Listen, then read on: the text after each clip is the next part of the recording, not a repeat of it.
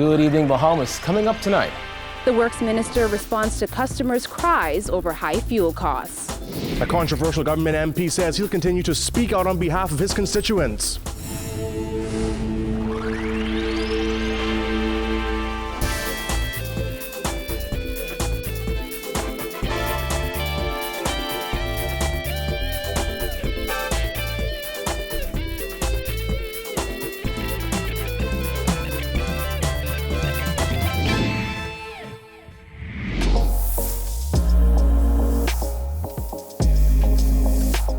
Our News is brought to you by Alive. Welcome to Our News and thanks for joining us. I'm Kyle Joaquin. Following a Free National Movement conclave aimed at getting party members on the same page, Government MP Reese Chipman says you can expect him to continue speaking out against his party. Reese is one of 4 so-called rebel members of parliament who have openly criticized the Minnis administration in recent months. With more on this, here's Jared Higgs. Following a 2-day party conclave, Chipman says he feels closer to his fellow parliamentarians. However, he says that doesn't mean he's going to simply follow blindly behind government policies. Dissenting or having a different point of view is not that you do not support a government. You may not support a particular issue or an item on an agenda, but not that you do not support a government. According to Free National Movement Chairman Carl Culmer, the 2-day conclave was designed to ensure that parliamentarians and party officials were on the same page. However, the Nassau Guardian reports that Chipman, along with Pine Ridge MP Frederick McAlpine, Baines and Grantstown MP Travis Robinson, and Golden Isles MP Vaughan Miller, took a verbal beating from fellow parliamentarians. When asked by members of the press if he intended to still speak out on behalf of his constituents, here's how he responded. Absolutely. Well, absolutely. I think that is expected of all members of Parliament, and it is to represent the people of their constituency and, by extension, the people of the Bahamas. For me, moving forward, what has transpired has nothing to do with what would happen moving forward. The quartet, loosely referred to as the Rebel Four, notably opposed government's 60% VAT hike back in July.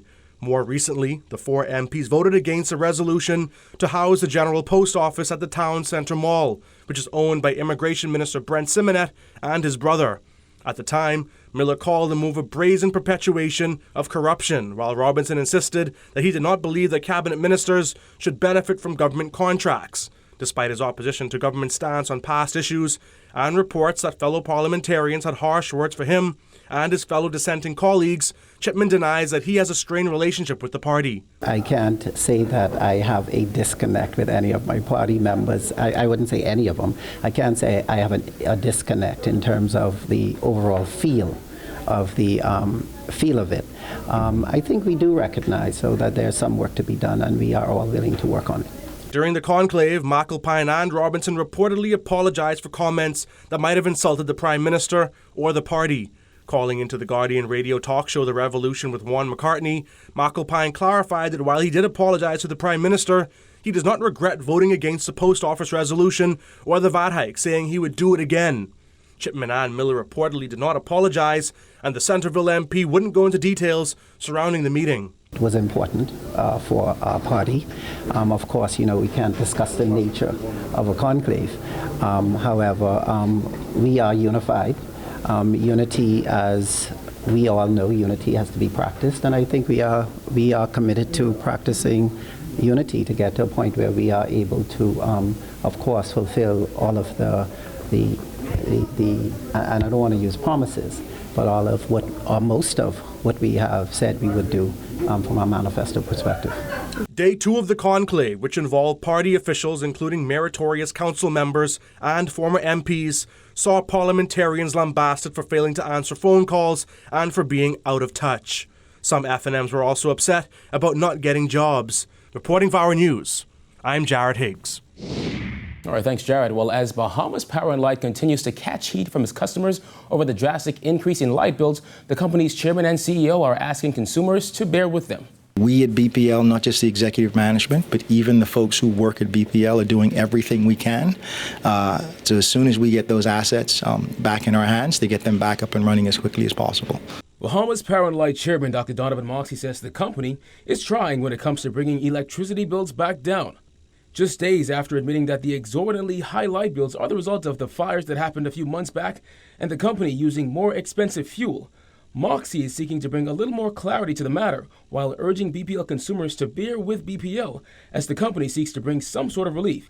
However, he admits a real decrease in light bills won't come until next summer. Because we're using those assets that utilize that expensive fuel, that shows the spike in the fuel cost, and that's what we have. And so until we get those assets back online in Clifton, there's not much we can do. Now, we're working on some other solutions that we can't say much about right now.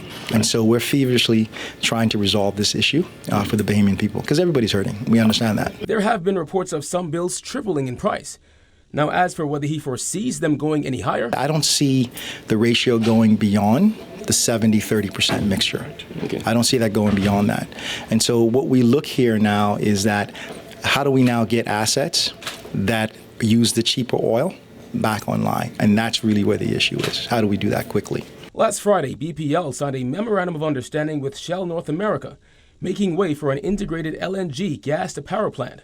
Only problem is, BPL consumers wouldn't feel the benefit of that till around 2022. Well, Works Minister Jason Bannister is also defending BPL tonight, insisting the embattled power company is working on a strategy. Jillian Gray has that.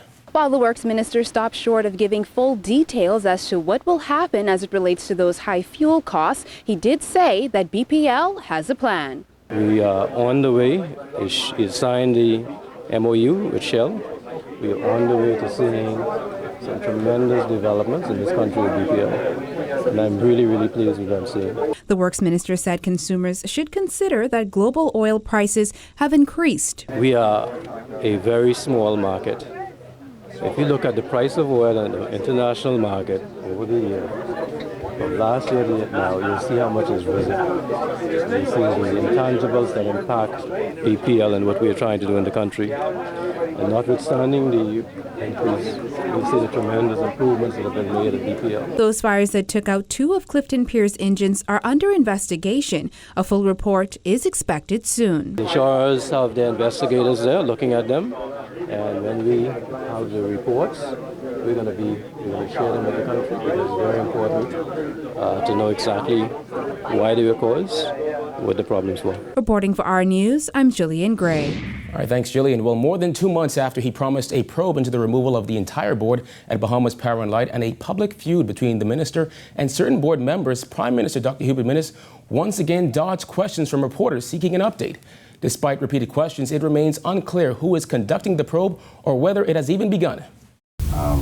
My other question, can we get an update on the BPL Probe?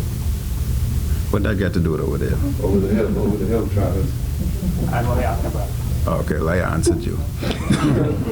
You're not giving an update? I'm talking about over the hell today, Travis. Stop looking at those texts, man, and stick to the script. I don't have my phone up there, Brian. Okay. In other news, Sky Bahamas Chief Executive Captain Randy Butler confirmed that the company pulled out of Grand Bahama 2 months ago. Butler told Tribune Business that it was working out a deal with Grand Bahamas Airport Company. Tyrone Sawyer, Senior Director of Airlift for the Ministry of Tourism, confirmed that Sky Bahamas pulled out as a result of high operational costs. They have pulled out because of high costs at the airport. We need to build both domestic tourism and international. It all has to work together for it to happen. So that's as much as I can say to that. It comes 1 month after international airline Sunwing announced that it would be discontinuing all flights to the island in 2019. Sawyer said Sunwing's pullout only accounts for 7% of the total air seat capacity. However, he admitted that when the government announces a new partner for the Grand Lucayan Hotel, officials will have to work feverishly on getting airlift to Grand Bahama. We at the Ministry of Tourism and the airlift unit are waiting for that signal so that we can make sure that we have the airlift in place by the time the new rooms come on board.